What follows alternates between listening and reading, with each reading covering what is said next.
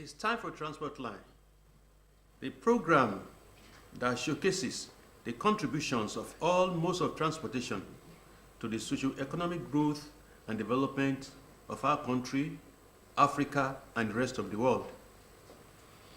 Transport Line is being beamed to you from the Center of Excellence, the state of aquatic splendor, and Africa's fifth largest economy, Lagos. I am Shino Elegbede, and thanks for being part of the program. Nigeria is no doubt an import-dependent nation. And to start with, in the last 2.5 decades, there have been so much enormous pressures on the major ports in Nigeria, Apapa and Tinkan. Of course, Warri on Port Harcourt and Calabar, the oldest of the ports, they also have their own share of importation of goods into the country, because 95% of what they consume in this country are imported. But thank God, we are blessed with ocean and sea to really bring in goods. And, well, probably in the future we'll be able to export as we used to do. But the main thing is this. I think around 2005, 6, thereabout, government of Olusegun Obasanjo, then as a civilian president, came in and organized what we call, or had a concession agreement as regards handlings at the Nigerian ports. The Nigerian Ports Authority was more or less relieved of all these issues of how we bring in goods, how cargoes are evacuated, and the rest of it.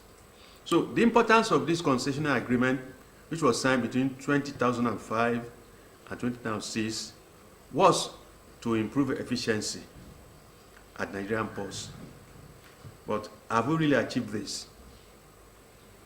In recent past, there has been clamor by maritime stakeholders that government should review this concession agreement, especially when cognizance is taken of the fact that the initial concession did not take much input from stakeholders in the maritime sector. So today, I have on set a maritime consultant who is going to more or less assist us and see how government can streamline and remove all the gray areas, so that when these agreements are renewed, then we have a better performance in the real sense of the word at the Nigerian ports.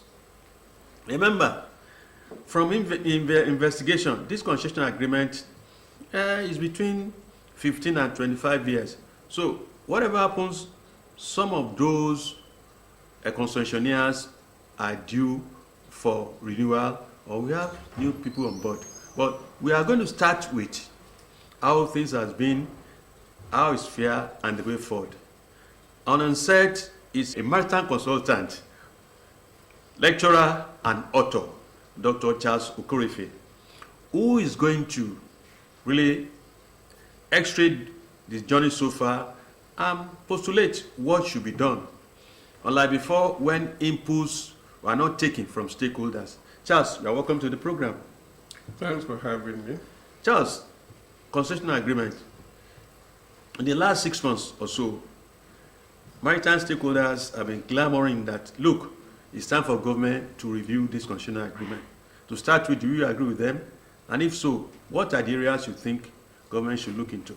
I think I align with the position of those who are asking for a review, because concessions do not last forever. And in the case of the Nigerian concession in the ports in Nigeria, which occurred in the year 2006, like you rightly said, the concession period spanned between 10 years to 25 years, and in some cases 35 years. And some have expired. I can recall that about 9 companies have sought extension for 5 years for their own concessions, which were also granted. And yes, the concessionaires, many of them have, you can say, done well. Okay, if you look back to what the situation was when NPA was both the regulator and the operator of the ports, things were really bad. I think that gave rise to the idea of concession in the first place. Okay, but having said that, this year will make the 18th year of that concession agreement running, because 2069, another 2 years, we'll be talking of 20 years. So within the intervening period, some of the concession agreements have lapsed. Okay, and of course there's need for review. But one major issue is that the legal framework for this concession agreement is not there. You recall that the Port and Harbour Bill has been in the floors of the National Assembly for almost 20 years. And that is supposed to be the legal framework to drive the concession agreement and the concession arrangement. But it is still not there. So we have a major issue in our hands. That much I can tell you for now. But having said that, I am in tune with those who are clamoring for a review of the concession agreement. Charles, when we look at the performances of major ports, especially Apapa ports, Tinkan, One, and Port Harcourt, has the agreement really been positive compared to when things were being run by the Nigerian Ports Authority? To a large extent, I would say yes. You see, because if you recall, the major plank upon which the concessions were made was that the government intended to reduce budgetary allocation to the ports for their daily operations. Because even though NPA was a money spending organization, you still discover that there was still budgetary allocation to the ports, which was an anomaly. It had to stop. Secondly, the ports or the concessionaires were meant to rev up the volume of cargo throughput across the ports. And around the 1970s, the ports were doing about maybe 6.5 million metric tons. But as at 2010, which was just like 4 years into the concession agreement, the ports were recording about 25 million metric tons. And so far, there has been an increase. So you can say that in that aspect, the concessionaires have, done such things that will drive cargo to our ports. Okay? If you also recall, during the NPA days, as operators of the ports, the waiting time for vessels to berth was about 21 days. They had cargo dwelling about 45 days at the ports, and ship turnaround time was about maybe 7 to 8 to 10 days, which was an anomaly. But with the coming of the concession, they are business people, you must know. So they have done some have upgraded their terminals with new cargo handling equipment and all of that. But you will also recall that when they started at 2006, the exchange rate then, the dollar was about how much? If you compare to the naira, it was very cheap. But today, you are talking of about 1,700 naira to $1. Okay, so cost of everything has gone up. So their own charges have equally increased. I know people are crying that the port charges, the charges by the concessionaires are high. We also concede to them that they too are not finding it easy, because a lot of the equipment they bring in are not manufactured in Nigeria. They have to import them as well, these cargo handling equipment. So in that respect, you give them some leeway. But I would say generally that many of them have done well. If you look at I will not mention names, so as you look at it, one is advertising them. But in the Lagos area and the One that you mentioned, the level of cargo throughput has improved considerably of late, especially under the concessionaires. Yes, thank you, Charles. You look at the target of, I could recall when Azam Bilo was at Nigerian Shippers Council as CS and Chief Executive Officer. His target was 48 hours cargo clearance. Yes. Up to today, I don't think we achieved that. No. Also, the clamor is for us to outperform the Abidjan ports through infrastructural development, as the concessionaire has really assisted in this. Well, if you up till very late, unfortunately, the small port in Lome overtook Nigerian ports, even though they have a single port, and we have a constellation of about 8 major ports, because they integrate, what I would call automation, okay? They underwent automation of their port system, and they were driving a lot of vessels, and they had deeper channels, okay, in their ports. But with the coming in of the Lekki deep sea port, the equation has changed. Nigeria is now attracting bigger vessels and even higher volumes of cargo. I will not attribute that to the concessionaires, mind you, because it was not their doing, the construction of the Lekki port. But in their own rights, they have done well. Okay, but like I also said, their charges have increased over time. You recall that during the days of NPA, their charges were relatively good to importers. But with the coming of the concessionaires and because of their upgrade systems, bringing in massive equipment, they have to recoup somehow. And I think that is what occasioned the increase in their tariffs and all of that. But some of them have done very well. One of the complaints of most importers, or let me say freight forwarders, is that at times, deliberately, these concessionaires delay cargo clearance in order to attract demurrage. What should be the way out? And again, in the review of the new concession agreement, isn't it necessary for government to call stakeholders and sort for inputs? Definitely. You see, because when you do things arbitrarily, you get results that are not pleasant. And I think that was what happened in the first instance.